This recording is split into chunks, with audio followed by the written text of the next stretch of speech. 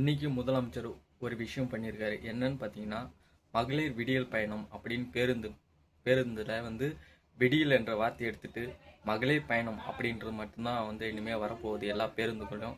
இதை பார்க்கும்போது திமுகவில் கடுமையாக விமர்சனங்கள் அதிகமாக வரப்போகுது.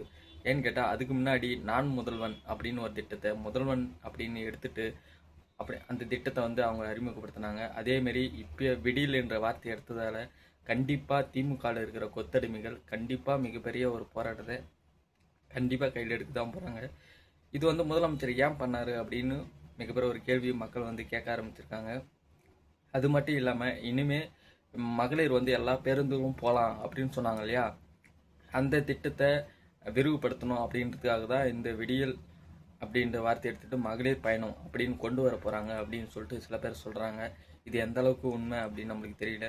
கண்டிப்பாக இது வந்து திமுகவுக்கு மிகப்பெரிய ஒரு என்னடா இது விடியல் என்ற ஒரு வார்த்தையை எடுத்துட்டாங்க அப்படின்னு திமுக மிகப்பெரிய ஒரு கொந்தளிப்பில் கண்டிப்பாக இருக்க போகுது. மக்கள் வந்து எது நல்லது வந்தாலும் கண்டிப்பாக ஏற்றுப்பாங்க. ஆனால் திமுக இந்த விஷயத்த எப்படி பார்க்க போகிறாங்க அப்படின்னு கண்டிப்பாக நம்மளுக்கு தெரியல. நீங்கள் என்ன நினைக்கிறீங்க?